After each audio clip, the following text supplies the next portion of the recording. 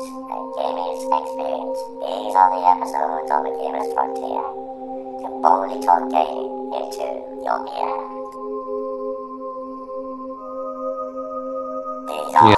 Hello and welcome to episode 8 of the GamerMen. I'm the Earth Nerd. And I'm Firestorm. And I have just been reading there is an update about Assassin's Creed 3. Yes, there's a new edition being announced for pre-order, which is priced at £110.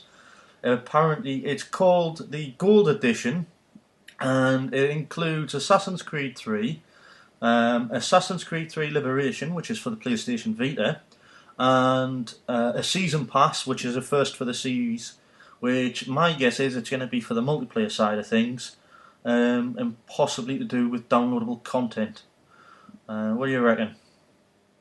It does look good, but it depends when you've got the Vista system and you're running off PlayStation 3.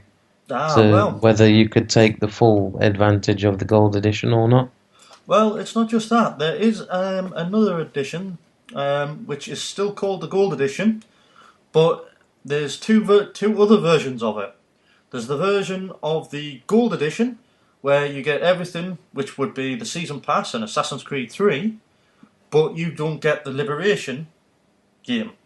And that one is £85. And again, there's another version where you get Liberation without Assassin's Creed 3 Season Pass, and for those who obviously may not want all the DLC, and again that's £85 as well.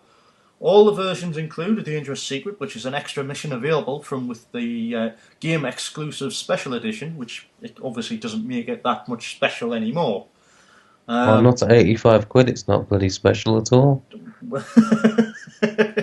And the other thing, to complicate things even more, there's more lavish. There's the Freedom Edition or a Join and Die Edition, and they come with various physical bits and bobs. Obviously, it's the season pass is going to give full access to all the additional DLC upon release, including exclusive discount on all up-and-coming digital content, additional single-player missions, and additional multiplayer packages. Apparently, which is what the product description reads. And according to Eurogamer, the series has been offering DLC since Assassin's Creed 2, although last year's Abomination, as we put it, also known as Revelations, was the first to offer paid-for multiplayer add-ons. Obviously, Ubisoft is yet to announce these bundles, and we're just waiting to find out from all the different sites that we use to pull the information from, to see if any of them come back with information on it. It looks good. On a multiplayer note, there's a Battlefield 3 Double XP this weekend, which also has the early access for close quarters for both PC and Xbox 360. All the XP earned in Battlefield 3 multiplayer this weekend will be doubled. EA has apparently announced the offer starts at 1 minute past 8 in the UK on the 16th of June and runs until 7:49, not 9, 7:49 on the 18th of June, and that's in the morning. It's valid in matches across all maps and modes on ranked servers. On top of that, all PC and 360 owners who've signed up to the new Battlefield Premium get early access for the Close Quarters DLC from today, which is obviously the 12th of June. Actually, I don't think it's the 12th of June. I think that's from yesterday or the day before, depending on when you're listening to this, which would be obviously Tuesday the 12th of June.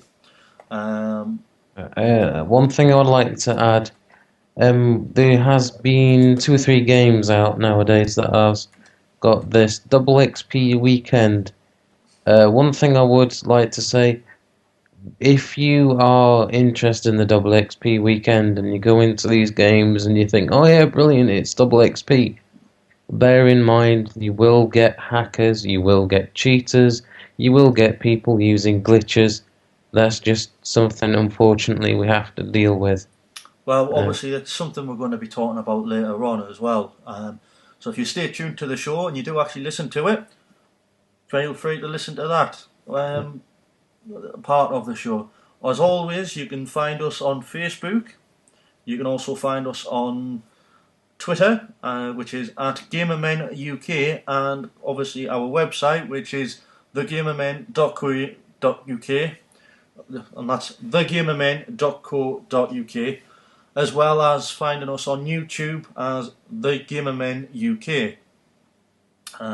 If you're watching this on YouTube, you can also download the show or episode as an MP3 format to listen to on your computer, on your laptop, on your phone, iPhone, or all these other lovely devices that we have these days. MP4, you name it. You can even find us on the Xbox if you do a YouTube search on it.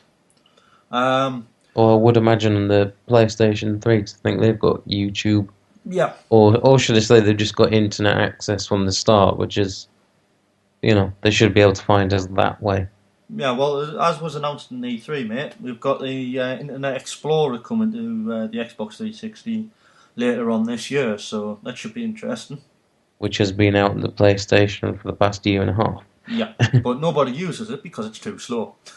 Well, no, I used to use it and then realised the fact is it doesn't come with any safety features whatsoever, so if you're silly enough to put your bank details through it and use it like the actual internet, chances are you're going to get all your details stolen or something nasty might happen, so it's not even worth considering. It's worth browsing, but slower than a snail glued to a house brick. Yep, which is why not a lot of people use it. Apparently Microsoft's got this thing running as if it was running on a PC, basically. Yeah, well, Microsoft is special. Oh yes, the brothers, the Xbox, and then the 360. Moving on and sticking with shooters, apparently there's a Left 4 Dead prequel in the works, apparently, according to a report on GameSpot. Valve's 2008 zombie shooter Left 4 Dead players faced an onslaught of undead. And how did these nasty creatures get there in the first place? According to a new report, Left 4 Dead prequel is in development at Payday, the heist studio, Overkill Software, which will explain the very question. Be interesting to see where they take that. I mean, I've still got Left 4 Dead and Left 4 Dead 2. Well, I have heard a lot of good things about the heist studio. Mm-hmm. I've forgotten what games in particular. I probably could find out, but it'd take too long to do it on this podcast. But yeah, they've come out with a few good titles over the years, so hopefully it should be good on this one. Well, yeah, it's something to kind of look forward to, because both Left 4 Dead games were pretty cool. They're sticking with the zombie thing for a moment. Dead Island. It was a hit and miss with people. It is a Marmite game. You either love it or you hate it. I mean, I like my zombie games, but for some reason I just couldn't get away with Dead Island myself. I know you kind of enjoyed it though, didn't you? Yeah, well, yes and no. On its own, a complete piece of shite. Bleep. Well, yeah, you'll play it through once and you'll enjoy it and you'll love it, blah, blah, blah, blah, blah. And then you play through it again and realise it's a complete piece of cack and all the missions are exactly the same and no one gives you a hand and all the weapons are rubbish. But apart from that slight little hitch, if you play with other people, just get... ideally, do what I used to do. Just get a load of mates, get them as drunk as humanly possible, then play it. And the chances are you'll be playing it throughout the night, laughing away. Yeah, I mean, one of the things I thought about this, because obviously we did play a bit of this in co-op, and I did think this game was a lot better when you're playing it with a few mates rather than sitting on your Todd playing it. Because I got bored very, very quickly. It is extremely boring when you're playing it on your own. It felt like a poor version of Borderlands. It is. With zombies. There's so many bad things I could say about it, but I don't want to. because even though I could, I don't want to, because when you get a group of people, it's amazing. Yeah. It's just trying to get that group of people that wants to play it and that can play it at the same time as you, and get everybody in a good, happy mood, and get them preferably with a beverage in the hand, Yeah. and Well, apparently, go through it. one of the most random announcements to come out of the E3 week was that from publisher Deep Silver, who announced that the Polish developer of Techland is working on a sequel to Dead Island, and obviously the sequel is going to be called Dead Island Riptide. Obviously, very little's known, and they're not obviously giving any form of details on it. But apparently, they're saying that it's going to be retailing for $10 less than what most retail games typically sell for, which obviously is probably going to be around, instead of it being 40 quid over here, it's going to be 30 quid. Yeah. If you're over in America, I think games retail in America about $40 or $50. So well, apparently this is the reason it's coming out $10 less, and whatever the dollars would be over here. I'm guessing it's probably going to be, instead of it being 40 quid, it's going to be 30 quid. But the reason for it is because we're coming to the end of a console cycle. And obviously they're thinking the best way to get people to buy the game is to drop the price on it a little bit. Well, it makes it a lot more attractive, but the thing is, will it be exactly the same? Well, if it's going to be one of these prequels or sequels or whatever you want to bloody call it, that is essentially exactly the same game, but with a couple of new maps and a couple of new levels. Yeah. You know. The other thing about of that is obviously Crytek have recently announced as well that they're going to now be making games that will be free to play once they've finished the current projects, obviously, which is Homefront 2 and Crysis 3. They're not going to be charging for games after that. Apparently, all upcoming Crytek projects will consist exclusively of AAA free-to-play games, apparently, according to the company CEO Servat Yerli, who has actually told Video Gamer. This will take effect after the company's current projects, Crysis 3 and Homefront 2. So that could be interesting. And basically, he's stated that if you look at what kind of games are done in the packaged goods market with DLCs and premium service and whatnot, it's literally milking the customers to death. Crytek has not named any of its future free-to-play titles yet, but the company's aim is to ensure the best quality console game quality. This entails game budgets of between $10 million and $30 million.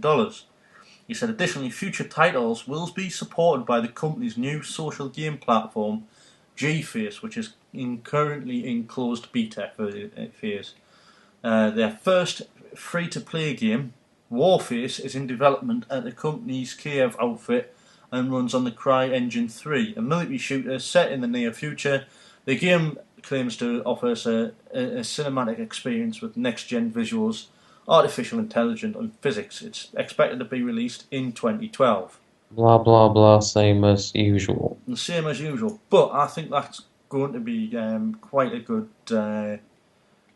take. I mean, if you look at all these games, like as some of them we're going to mention later on, like World of Warcraft, for example, and there's other ones like City of Heroes.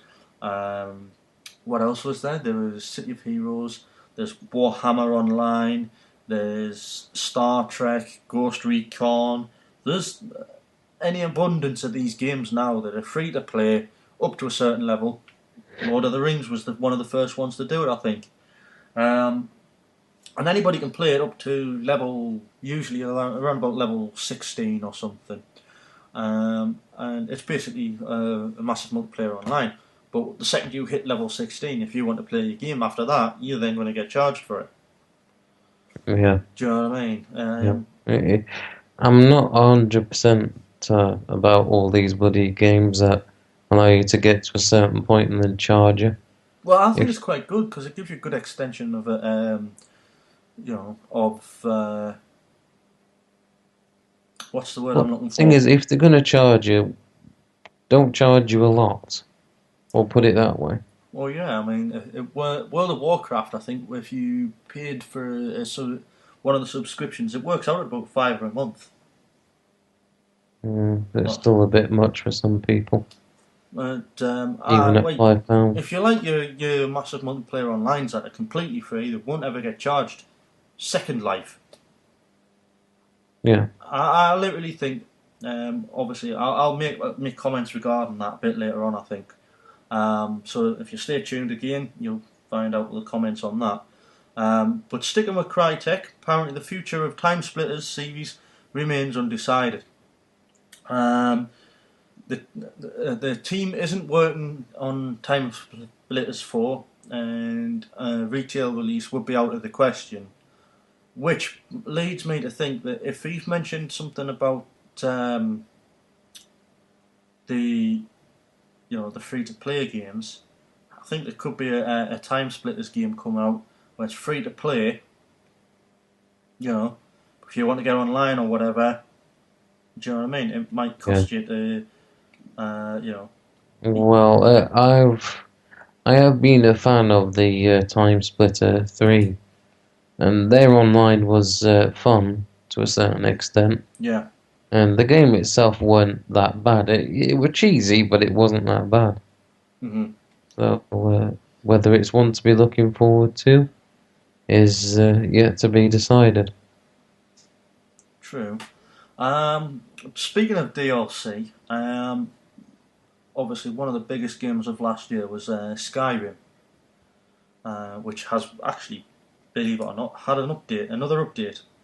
It adds on the fact that you can actually have mounted combat now, so you can jump on a horse and start hacking and slashing your way through, through things. And it also adds support for upcoming expansion pack, obviously, which will that being DawnGuard. And basically, from what we can gather, Stormguard is it's in beta stage at the moment, and the demand for beta invites or beta codes was so overwhelming. Apparently, they've not had enough codes to be able to give to everybody, and the DLC should be available on the 360 from June the 26th.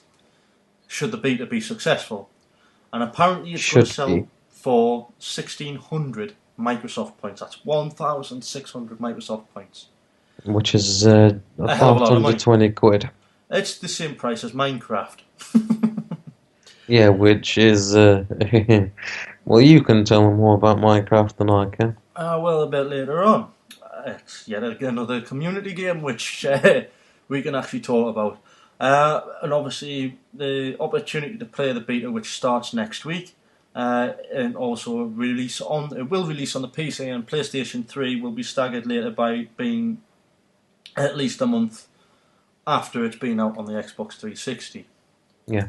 So that should be interesting to see what happens. I mean, I still haven't finished Skyrim, and yet I'm really intrigued with this. I'm really thinking, well, do I continue playing Ghost Recon, or do I go off and do a bit more on Kingdoms of Amalur, which I'm getting really into, or do I jump back into Skyrim? I've got a feeling we're going to have to go back into Skyrim. Yeah. Finish doing what we're doing, get back into it. Exactly. Unfortunately, I think me and you both have done the sin of doing it to death, i.e. playing it for so long. We feel like we've done it all and got bored of it. It's not that I haven't got bored of it. It's I've done that much in it, and I've got that many quests now. I'm thinking, do I go here or do I go there? What way do I want to take my character now? Yeah, that's where I'm stuck at the moment. I don't know which decision to make to take my character down. Well, I think that's why I'm looking forward to this one. it's gonna give you another choice. Yeah, And another it's choice based is on always vampires, good. isn't it? Yeah. So it's all about vampires and things like that. Well, in the game, as well, the just normal plain old game when you buy it, you have opportunity within quite early on in the game actually to become a werewolf or become associated with a guild of warriors that then, i.e., is a load of werewolves that you'll discover at a later point in time. And you go off and you drink werewolf blood and you become a werewolf and you get to... Spoiler alert! Yeah, by the way, spoiler alert, and you get to hack and slash people to death. So this should, in theory, counteract the werewolf thing by giving you a choice of becoming a vampire in some I had heard way. that you could become a vampire in it, but it wasn't sort of like set in stone how you go about it or and whatnot. So It's easy, as I found out by my mistake. What you need to do is go pay for a room in a tavern and leave the door open overnight, and you'll get bitten. And who was the wench called? I don't know. She just had blonde hair and cost me a lot of money. And that was last night's dream, was it? Moving on back onto gamings. One of the games that, one of the game developers that I love for racing is Criterion. I don't know where it is. They seem to have balanced the fun and arcade style with a bit of realism in it as well. Criterion have a new version of Autolog, which they're calling, believe it or not, Autolog 2.0, which is coming out for their new Need for Speed Most Wanted. But really, what they should have done is call it Most Wanted 2. Yeah, I don't know. There has been a Most Wanted. Well, there was also been a Hot PS3. Pursuit and a Hot Pursuit 2. So technically, if you wanted to go off numbers, it was Need for Speed Hot Pursuit 3. Do you know what I mean? Yeah. So it's a bit weird the way that they've done this. What are they doing with the goddamn names? No idea. Apparently, Autolog 2.0 will record everything you do in the game. It will broadcast this in the form of a live feed that pulls the biggest news from your friends' games and invites you to do better. The service automatically highlights your greatest victories on your friends' Autolog walls. There'll also be a greater degree of personalisation, allowing you to target which of your friends you really want to beat and customise the recommendations it makes. You can even turn down the volume on a particular friend and focus on the action on someone you absolutely must beat. Sounds like a handy feature that Xbox should put in. Autolog will also be more integrated into the game's open world environment. As you drive around the city, Autolog will inform you of your friend's current records and times you have to beat. So obviously it sounds like they've basically took the basic concept that they set up a few years ago and added a bit more to it. Yeah. I mean, what's your take on that? Did you use the Autolog that much? I'm not really a big fan of racing games to begin with. What I remember of the series, it's been good up to that point in time, but that's about as much as my expertise goes, mate. Did you never play a Hot Pursuit, did you not? I've got a Hot Pursuit. I've actually got a Hot Pursuit on my hard drive. Whether I've played it or not for more than 5 minutes would be a miracle. I mean, I know they had all this big promise with Autolog, but it just seemed, to me, it just fell through the floor because it didn't feel... It felt like it was just attached to the game rather than being integrated with the game. So this does sound like it's going to be more into the game itself. Do you know what I mean? Yeah, it definitely sounds like a good idea and an interesting idea. I mean, if you could challenge your mates or select which ones that you feel you must beat or you want to beat the most. Yeah. You know, well, look at what? Our group of friends. I mean, the old school gamers. There's a person on there which unfortunately I can't tell you his name. But if it comes down to racing, he's just, he's born on racing games. Yeah. and he's on top of the list on every one. I would like to beat him. It's impossible to do so, but I would like to. And that's the Is kind of this the thing. same person that's actually built up a smart car in Forza and can actually beat a Lamborghini in it?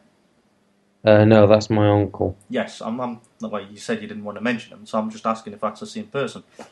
No, It's a different person. Right. it's a different person. Still in the OSG. Ah, good old school gamers, yeah? Yeah, old school gamers. Go Sticking there. with EA though, by the way, they've apparently, obviously, because Mass Effect 3 was announced for the Wii U at E3, apparently it's got more in store for the Wii U as well, which could be interesting. Obviously, we don't know. They're not giving any more announcements just yet on regards to this, but they're announcing that they're going to be putting it out through the summer and stuff. So it could be interesting. EA's support of the Wii wasn't particularly that good, but with the Wii U apparently being easier to program for, from what we've heard, and having better graphics and having a control pad that actually functions properly rather than just being some stupid and annoying magic wand with another thing that's attaching to it. Well, that was always a bloody joke. When the whole Wii come out, everybody bought into it, everybody loved it, I enjoyed it, I used it, no end of time, and then got bored of it.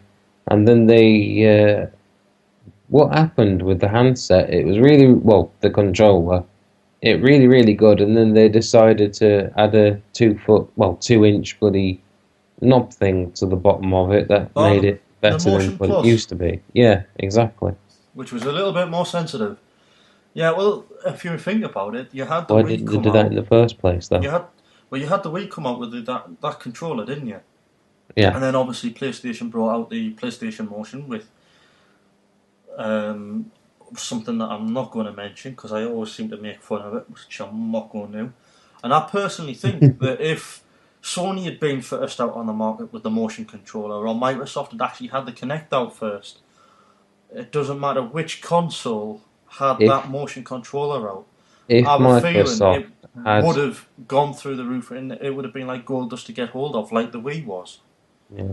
You know, I mean, essentially, we are now getting games that are all effectively the same sort of thing. The only game that I know of that I've actually played, well, actually, there's two games that that I've actually played and actually owned for the Kinect system on the Xbox that has any sort of decent controls for the Kinect is the Gunstringer, which is pretty much a game on rails, you know, but is you move your character left and right, make them jump and stuff, and you're firing off, pretending that you're firing a gun, you know. But at the end of the day, that game is fantastic. It uses the Kinect brilliantly. But the other one, which I think is absolutely amazing, and I completely lose track of time when I'm on it, is the Disneyland Kinect game, or Disneyland Adventures, or whatever it's called. That is just such a fantastic game. It's really easy to navigate the thing. You know, you can walk about, you know, and move where you want to go, rather than the game being on rails. So it'd be interesting to see how, if that particular game can pull that off on its own, being completely controller free, how long it's going to take them to start making other games that, yes, fair enough, they might be kidified, so to speak, or classed as casual games. Be interesting to see how they take maybe these other games, like the Fable The Journey that's coming out, how they're going to do that one, how you move about in it, and things like that. So it's definitely interesting. I mean, what is it under? It's it's Nintendo, isn't it? What's that? The Wii. Nintendo Wii. Yeah, I don't know how you could forget that. I know, I had a brain minute. A brain minute, did you? My brain melted for a minute. Ah. Or also known as a brain fart. Yeah. They've got They were the ones that introduced everybody to technology in the first place. Not 100% tracking technology like the Connect. bloody PlayStation, really. I have to say, when it comes to tracking, the PlayStation's got it over the Kinect system, but the Kinect system's got the advantage of not having a controller at all, and then the Wii sort of is the half-breed between the two. No, I would have thought that If I can, that's my opinion on it. the way I saw it though was you had the Wii, which is the prehistoric version, like Yeah. caveman with club.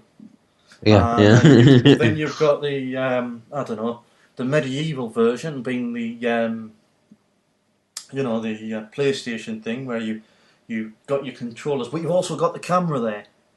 And then obviously you've got the I don't know, the sci-fi futuristic thing, which is obviously the Kinect, where it's like, look, man, no hands, So The one thing I would say about the PlayStation Motion, without the camera, it's useless. Because the camera is part of the tracking system for the entire thing. So if you need a camera in order to use the whole motion kit. system itself. You can buy the kit, which I thought was expensive. I mean, I bought mine for 60 quid, and that was second hand.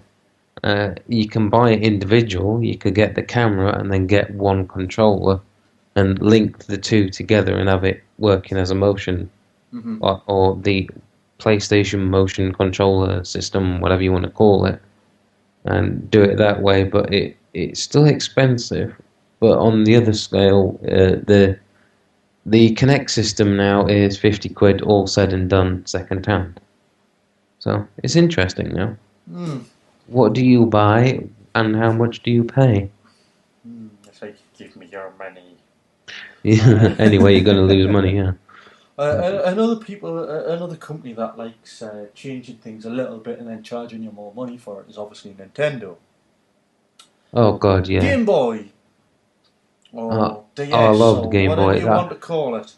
I don't think I can say a bad thing about Game Boy. I loved them. I remember when I was 5 years old playing. Well, no, it might not be 5 years old. It might be a bit older. I can't remember how old I were, but sitting there with the original Game Boy, the big fat yellow chunky freaking one that was hard to fit in your back pocket. It was cream. I had a yellow one. No, that wasn't an original one. Then that was. No, you're right. Yeah, I had a cream one, then it broke, and then I had a yellow one. Yep. Memory. That would have been the Game Boy Color. I think it would have been that you had. Yeah. Because the original one was just. Yeah, I had a yellow slimline version, and then I had the big cream, fat, chunky freaking one. The big cream one was the original one, and then they shrank it down a little bit and added a bit of colour so that it went from being a 4-bit machine to I think it was something like an 8-bit machine. And you had obviously a bit of a smaller thing, and the battery life lasted longer. And then they did it in different colours. And then they went to the Game Boy Advanced, then the Game Boy Advanced SP, then they brought out the Nintendo DS, and then there was the DSi, the DSXL, the DSX, and all these other different things. One thing I would like to say, and like to actually plead with people, if you are a proper old school gamer like us, you like playing the old retro stuff, have a look at, those old consoles. They're all portable, they all fit in your back pocket. You can buy the cartridges from them now, i.e. the games, dirt cheap. Go on bloody eBay, you can pick them up for £1. It's, as opposed to having the PSP, have a look at one of them. They're cheaper and they're retro, which is always becoming cool. Is a lot of people actually use, how the PSP uses the SD card thing? Yeah. People buy a big version of that SD card that'll fit in the PSP, and they download emulators and everything on it and just chuck it all onto there, and they sit playing Sonic on or Mario on the PSP. Don't know how they do it, and obviously I'm guessing that's going to be illegal, so I wouldn't advise anybody to do it, but apparently that's what I've heard people doing. I know 2 or 3 people that have done that, mate. So, I but think yeah, it is illegal, but I'm not 100% sure, and I wouldn't really criticise them because if it's cheap and it's free, well, it's your choice. yeah, but if it's illegal, then they can get done for it, mate. Well, that's why I said your choice. Yeah, not that we would recommend it at all. But yeah, basically, a lot of people are hoping for either a smaller, sleeker version of the 3DS. And Miyamoto, the guy that came up with Donkey Kong, came up with Mario and Bowser and Zelda and Link and all those other big titles that Nintendo own. He's, believes that the current model of the DS might be good enough for a while. Apparently he's been quoted as saying, "I really feel like I'm satisfied with the 3DS hardware as it is. I feel it's the best for this generation," which is what he's apparently said with IGN. When asked about 3D, potentially adding a second circle pad to the 3DS in the future, he noticed the system's gyroscope makes up for the need for this.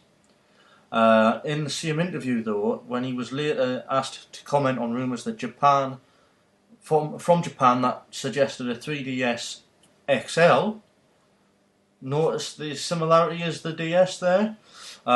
Release a release on that was imminent. He said Nintendo is thinking about its next handheld. What we're thinking about right now is probably going to be for a future generation of handheld, he said. So, do you think there's going to be another 3DS come out with a rotating button on it? Or do you think it's going...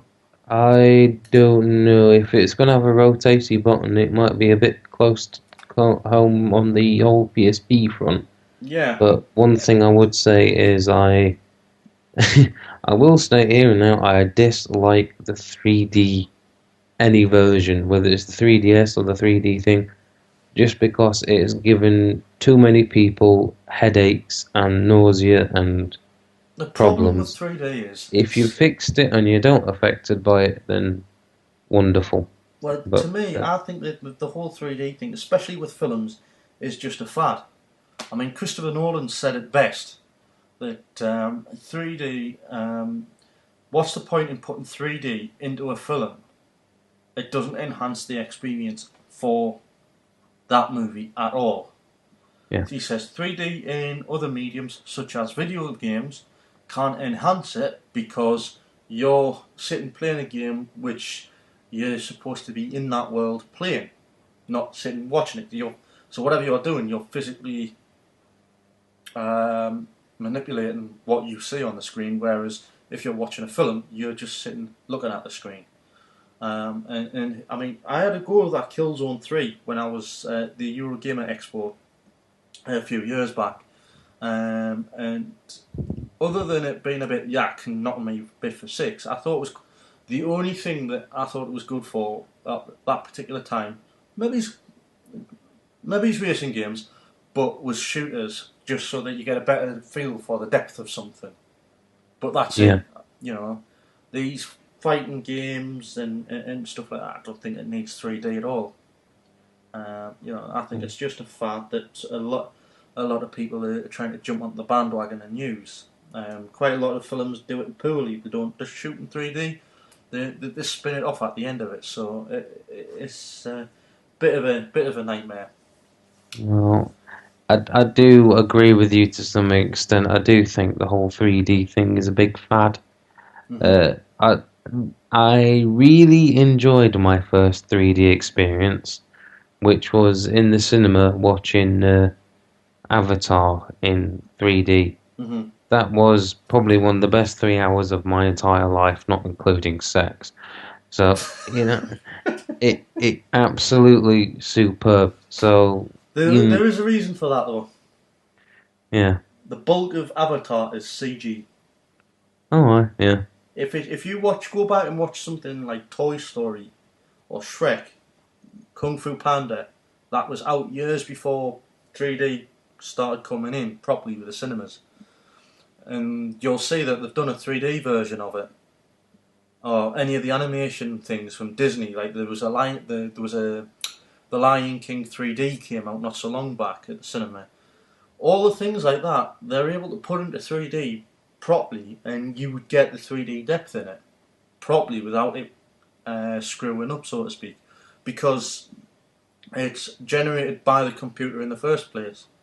Whereas if you're shooting a live action film like the Avengers was, or Batman, or I don't know, the Boy in Striped Pyjamas, or the Shawshank Redemption, it's shot with a camera, not a computer thing. Do you know what I mean? It's been done on a camera, not a virtual camera, if you know what I mean. So Yeah.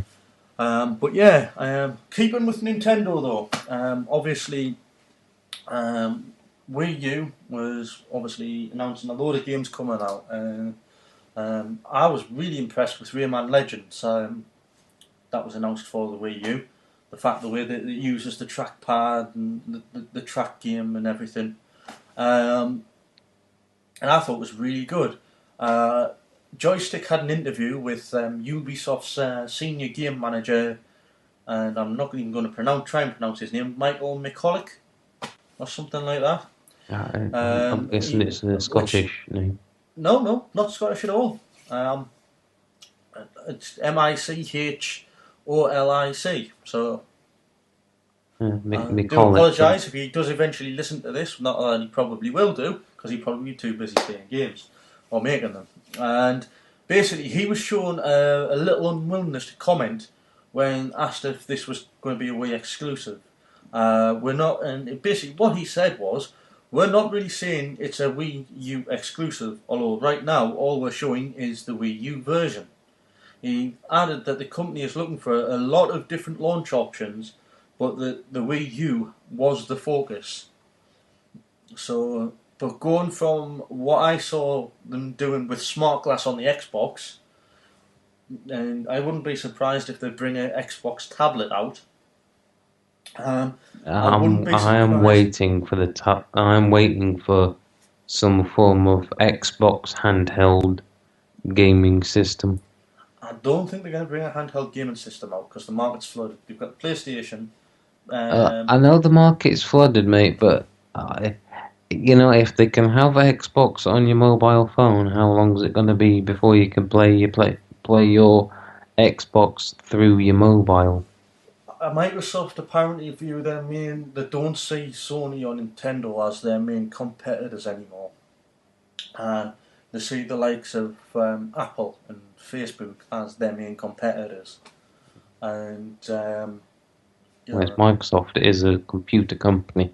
Yeah, but where gaming's concerned, though, that's what I'm on about. They see Apple, because you've got the Apple iPad and the iPhone and the iPod that all can play games now, and more people have those, then more than likely more people have one of those than they do, PlayStation or whatever. So that's where they're looking at, looking at it. Well, I used to have an iPad, and I still, it was alright for games, but I wouldn't say it was particularly groundbreaking. It was fun, but it's sort of, I thought the iPad was, gaming wise, was a bit like having your bloody mobile phone. Do you still have the iPad though? No, it's it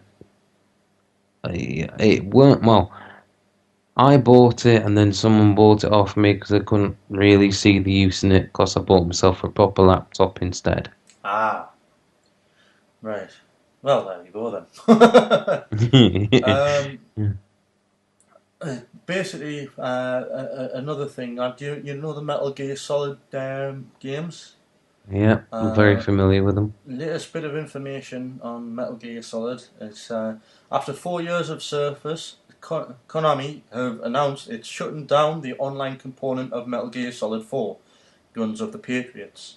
Metal Gear Online as an entity will close in waves, as detailed in an official timeline for Konami. This including the chance to get the expansion packs and other rewards for free. On March 21st in 2012, 1400 in Japan Standard Time, which is 2 AM Central Daylight Time, closure of Metal Gear Online shop. April 24th, 2012, it had at 1800 Japan Standard Time.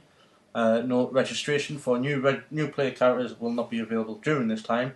Expansion packs and preset code messages, appeal packs will be available for free download. Reward shop equipment will be available for free with the exception of non-sale items. And then on June 12th, 2012, at 23:59 Japanese Standard Time, it's end of online service. So now it's completely shut down. So I never played Metal Gear Solid Online.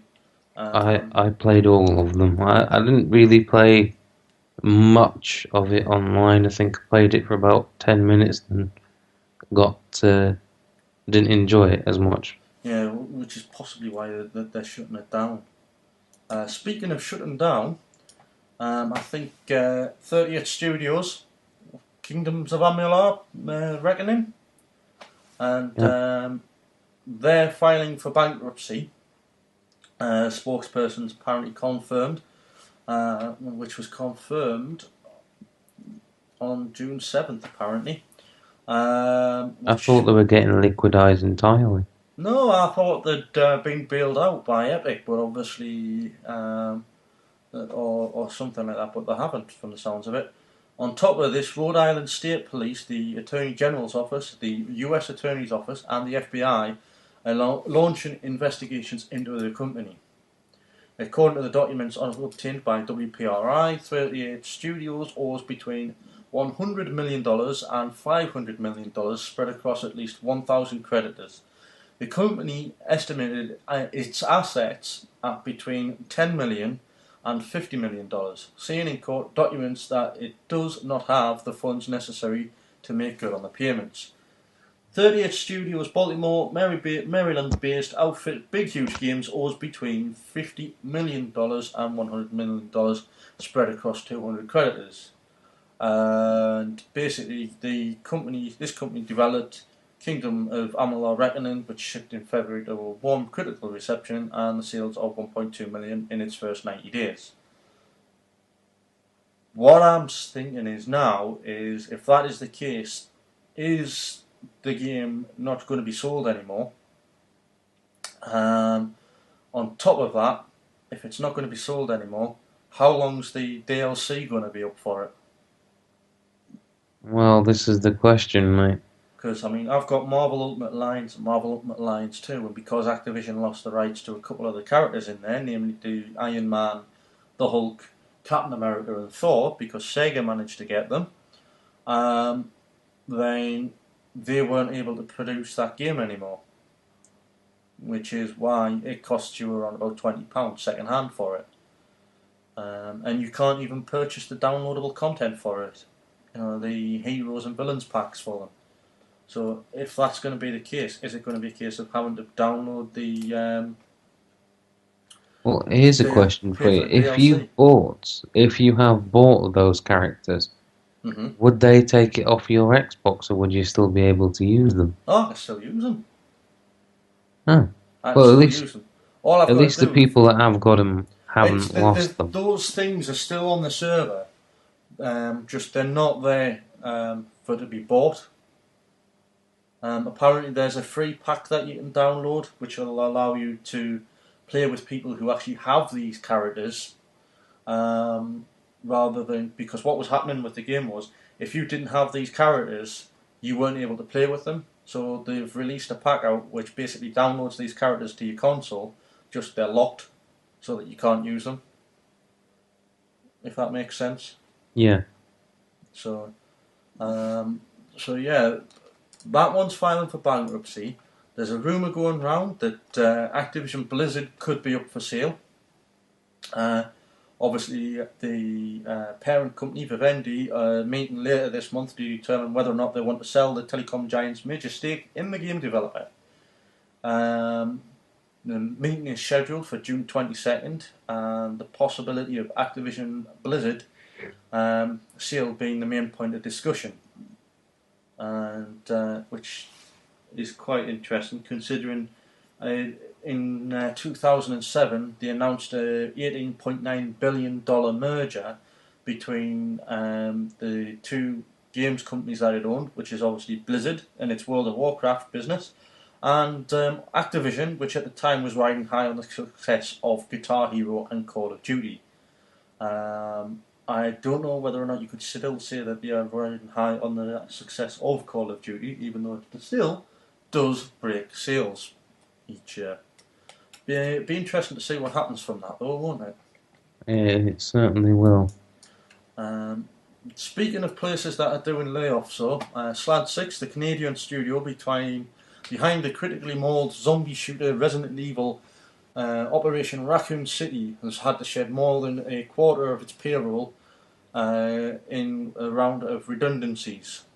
Apparently, it's been reported by GameSpot. 26 of the Vancouver-based developers' 96 employees have been let go. Which 96. 26 people out of 96. Oh, 26. They've confirmed that they've had to have been some temporary layoffs at the studio, but they are stressing that these are temporary, which means they're working very hard on new business prospects so they can reinstate every single person. And obviously they are independent and close-knit studio, and it's very difficult but necessary business measure due to the current project cycle demands. The remaining staff, although, are split between original IP Strata Scavenger and a collaborative game venture with a major publisher, which hasn't been announced yet. Apparently, despite unfavourable reviews, Operation Raccoon City has been performing strongly for Capcom. Last month it confirmed it had racked up more than 2 million sales worldwide. And I'm glad to be one of them. Yeah, and you were one of them. You obviously did say that it is better playing it with friends than... Yeah, it's another zombie game that is better with friends than on your Todd, but you will still quite enjoy it. Well, I quite enjoyed it playing on my own. It's not very long, but it's well formed and quite fun in its own way. If you want to know more about it, go visit our previous episodes, please. Or check out the website when you eventually Or get check that out the website. when we eventually get that up and the 10-minute review done on it. Yeah. Another company which we mentioned last week or the week before was Silicon Knights. They've said that they've laid off a small number of employees. If you remember, Silicon Knights are the ones that took Epic to court over the Unreal 3 engine, saying that Epic had held back, Epic had held back the some of the support, which obviously they lost, and apparently they now laid off a small number of employees, and they've also denied a rumour that it's cancelled development on a still unconfirmed Eternal Darkness sequel for the Wii U. Apparently they've stated there's been Dennis Dyack, founder and president of Silicon Knights, made in a statement that we are scaling back to a core group and focusing all our efforts on future opportunities. As to the rumour about Nintendo, it is not true and has no basis in fact. The rumour surfaced on NeoGAF last week that suggested Nintendo had pulled the plug on the heavily rumoured Eternal Darkness 2 after Silicon Knights had to shell out $4.5 million plus additional legal fees to Epic Games for the recent lawsuit. Dyack said he plans to appeal the decision, however. A representative was unable to comment on the number of employees that were affected from the layoffs, so it'll be interesting to see what's going to happen there. And finally, former Inside Xbox staff attempt to crowdfund new games show. Explosive Allen Productions, the company set up by core members of the recently laid off Inside Xbox team, has launched a crowdfunding drive to get a new game show off the ground. The team, which includes Inside Xbox co-host Dan Mayer, who wants $10,000 to pay for a pilot episode, which it can shop around to various TV types in the hopes of getting a full series. Currently dubbed Project Possum, it will be a 25-minute show discussed on featuring multi-platform gaming. The team has posted an in-depth manifesto on its Indiegogo fundraising page, outlining its goals. There's also a thoroughly amusing video clip explaining exactly what the project is all about, complete with a handful of wary digs at former employer Microsoft.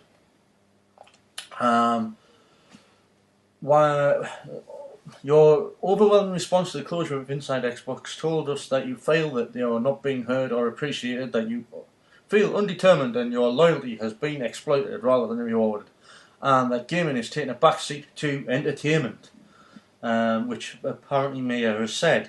And if I remember Gaming rightly, is taking a backseat to entertainment, my arse. I think it has. In the past couple of years, if you think about it, they've focused more on putting things like UFC and all the other gizmos and gadgets into the Xbox than focusing on games. Yes, albeit we've had Fable 3, we've had, what else have we had from direct from Microsoft? I can see where people's going with that one, but we have had some cracking games out. Yeah, but out of those cracking games, which ones have been Microsoft owned? Oh, true. Do you know what I mean? Yeah. Whereas before we were getting, Halo games and Forzas. And Well, we're Gears getting of War. another Halo. We are getting another Halo. We're getting another Halo, we're getting another Gears of War, and we're getting another Forza. And another Fable. Yeah. But what happened to some of the other ones that Microsoft did? Like Crackdown. There's a one for the old books. Yeah. Oh, yeah.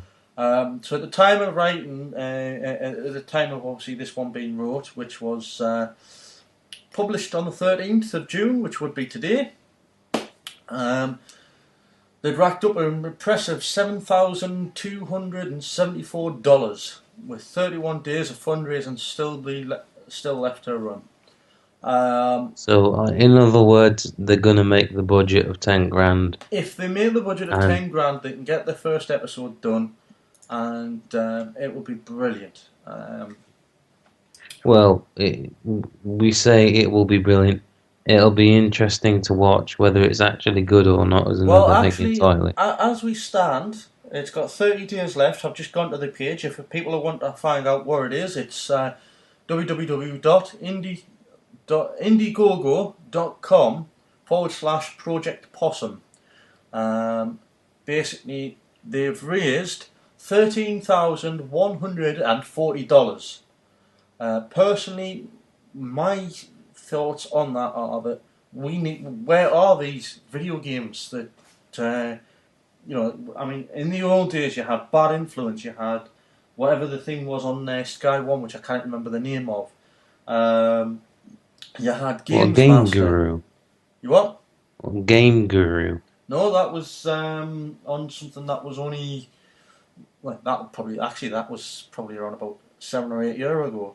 And I seriously think there is a massive gap in the market, for video games.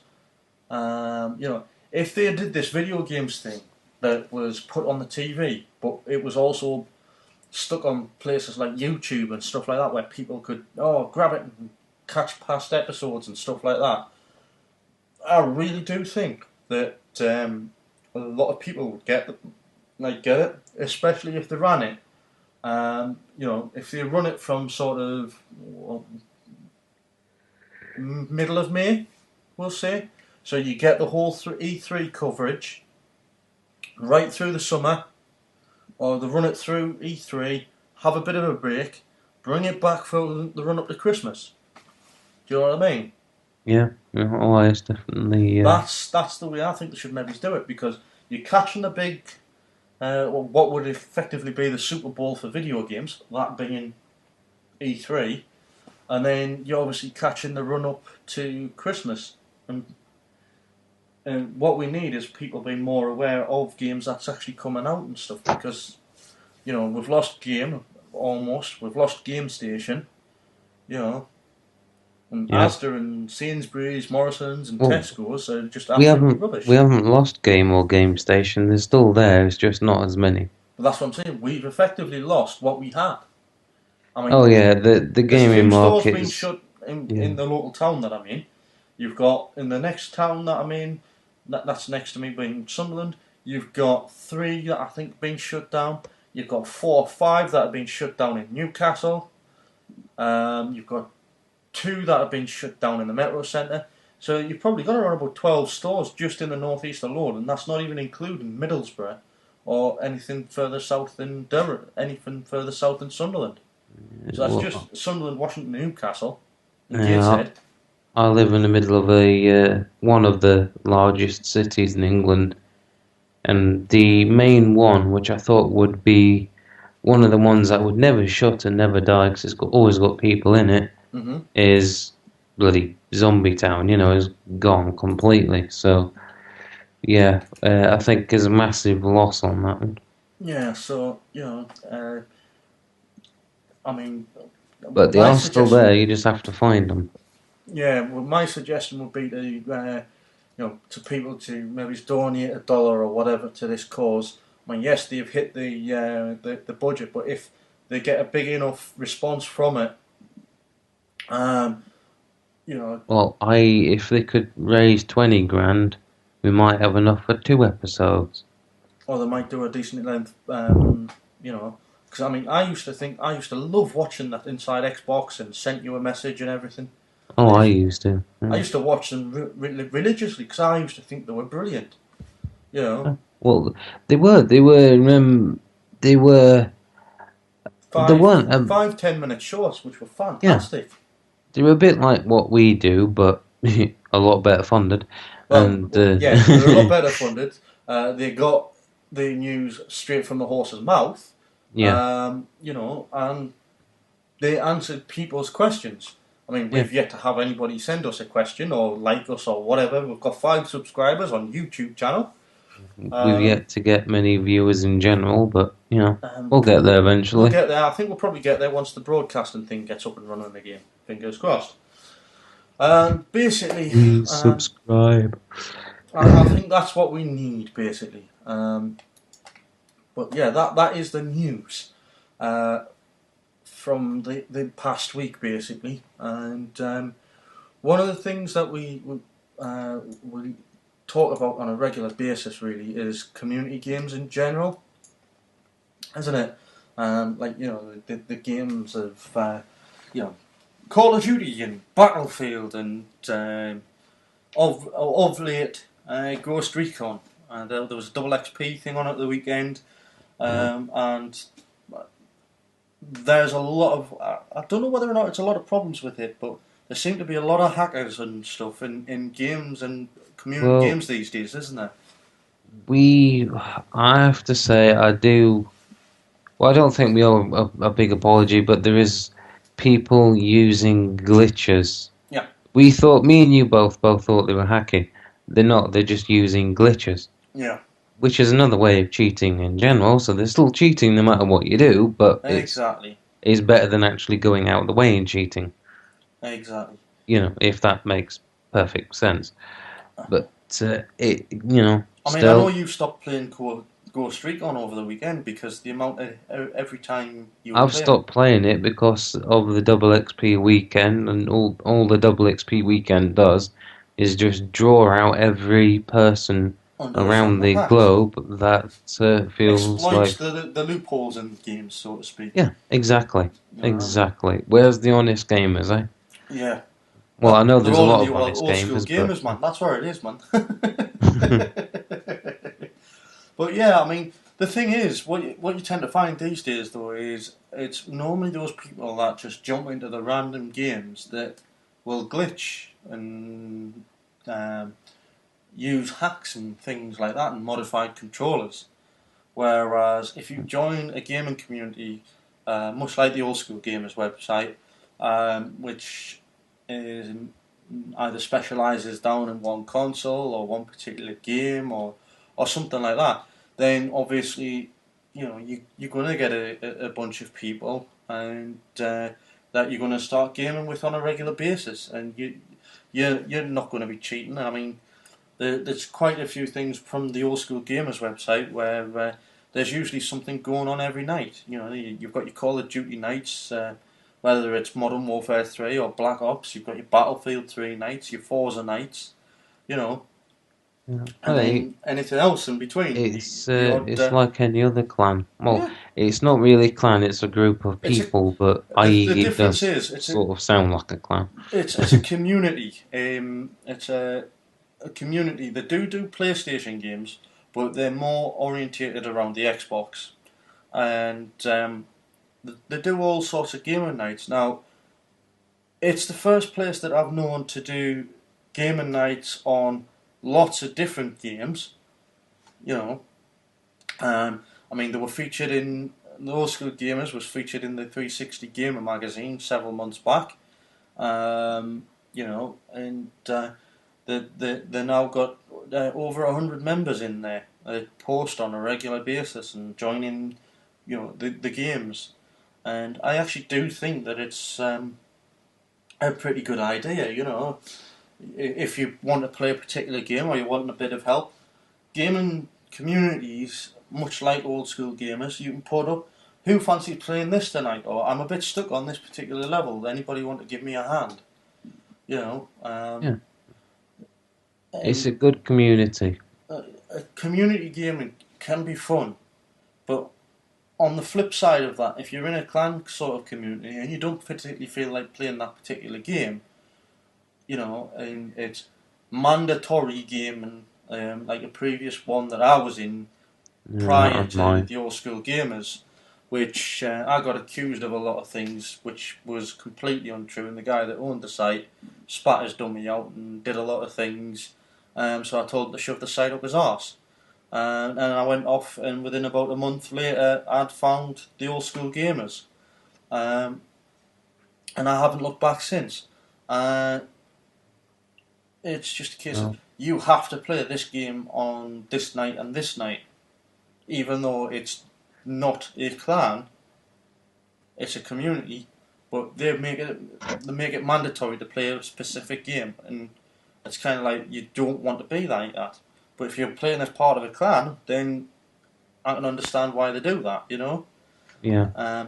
Community. What other games would you say would be good community games that, you know, you've either had a lot of fun with or a lot of really, I've had a lot of fun on the Forza games as community. I've had a lot of fun on Borderlands. To some extent, I quite enjoyed the Fear series with their co-op. That's I wouldn't say it's quite a community game because it's only, you know, 2 to co-op. However many. Yeah, it's co-op. It's just basically 2 people. A bit like Mass Effect 3 with the building on the co-op of the mission type thing. Yeah. Exactly. Another one, Dead Island. That's 4 players. Again, it would be a small group, but it's still a group nonetheless. Operation Raccoon City from Resident Evil. That is another one. Group of 4 people, small community, really enjoyable. There's lots of games out there for the community, and there's lots of games out there for small groups of people that can really enjoy. There's a lot of games out there now, though, that if you think about it, a lot of people will just focus on the more bigger names like what was it, Killzone, Gran Turismo, Forza, Halo, Call of Duty, Battlefield, Ghost Recon. I mean, there's 8 rolled off the tip of my tongue.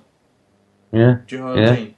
That do have big followings. But then, if you go on to from consoles to things like PC, you've got the Half-Life gamers, the Counter-Strike gamers, Doom. Believe it or not, there's Doom's still going. Unreal Tournament was fantastic. I loved it. It had a massive following. You know, there's a lot of games. And one of the biggest games, obviously, that would be one to note, you could be classing as a primary community game would be World of Warcraft. You know, Yeah. I mean, it's now on to what? You had World of Warcraft, then you had the Burning Crusade, then you had the Frozen Throne, and I think the latest one is Cataclysm or something like that. And obviously, I mean, I've played that myself. I've paid for it to play it and stuff. And my experience on that is, you know,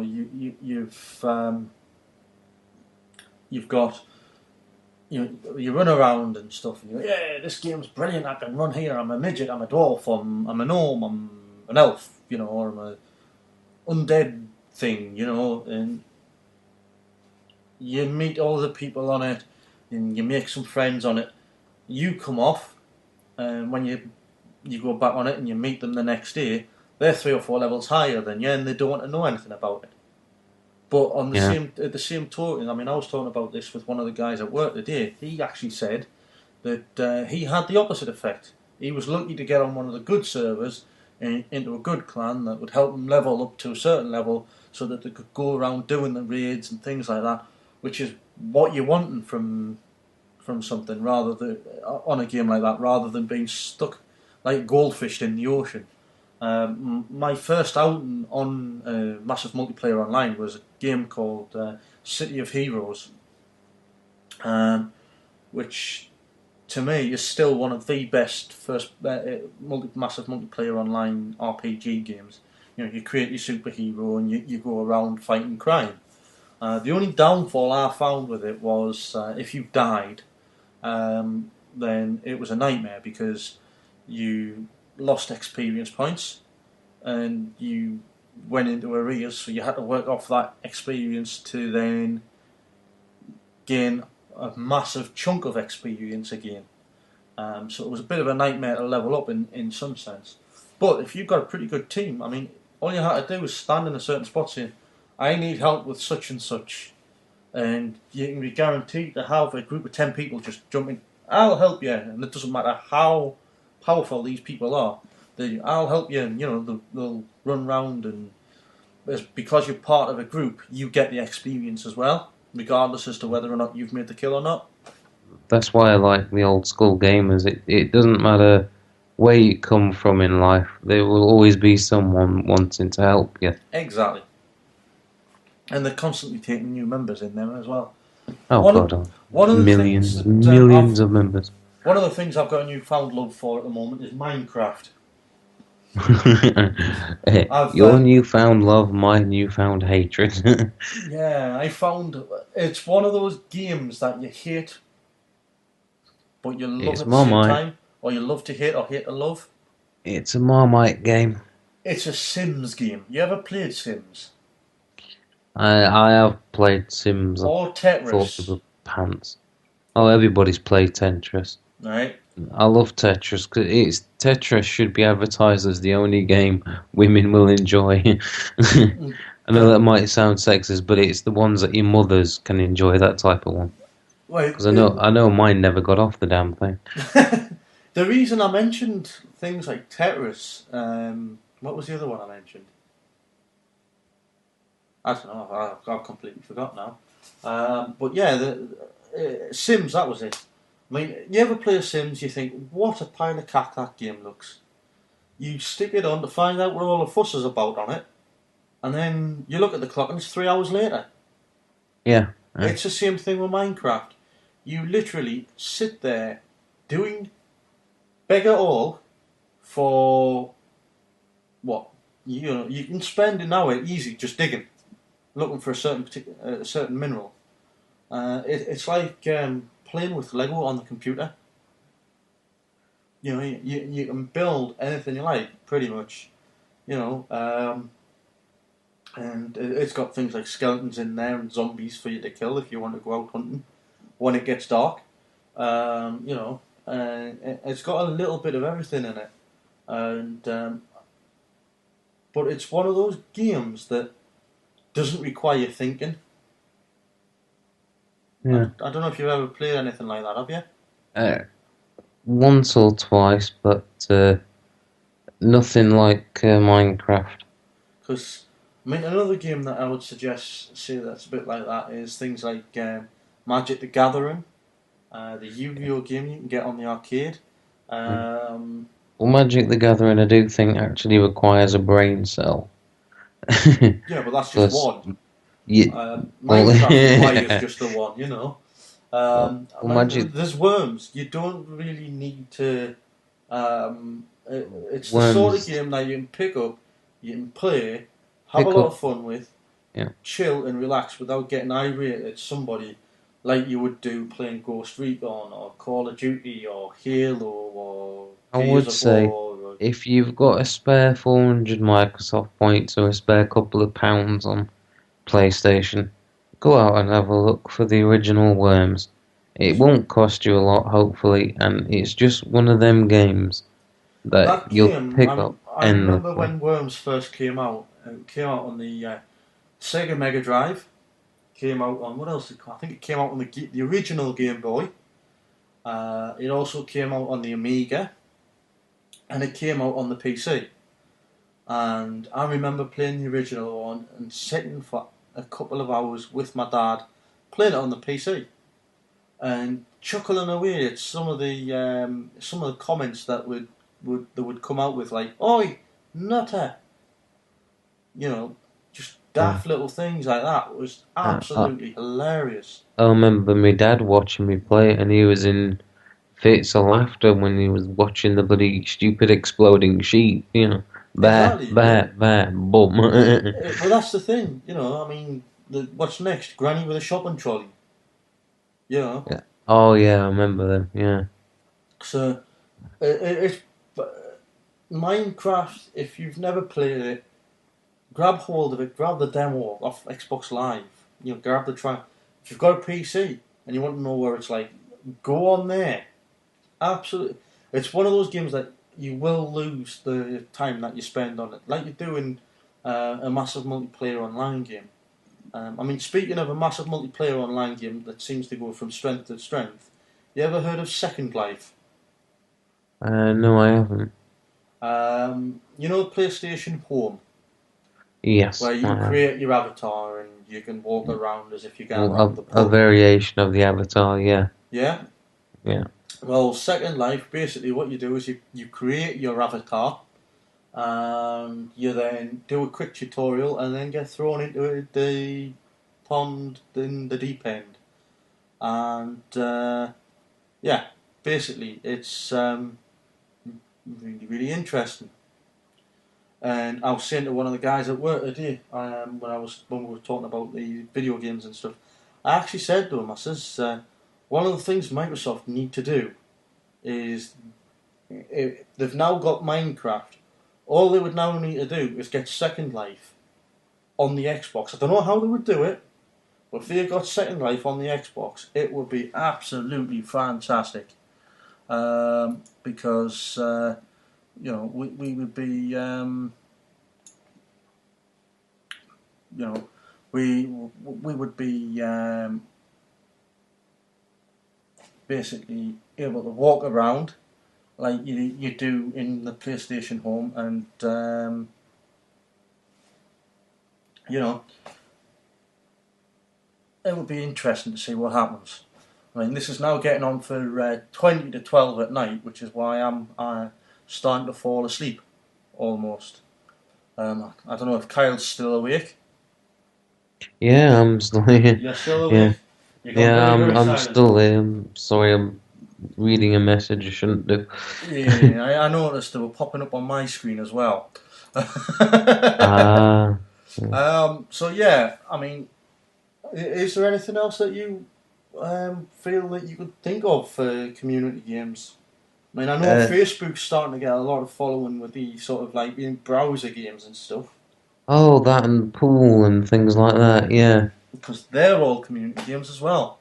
they are. Yeah, I have heard quite a bit of them off my uncle. Actually, he plays a lot of community games on there.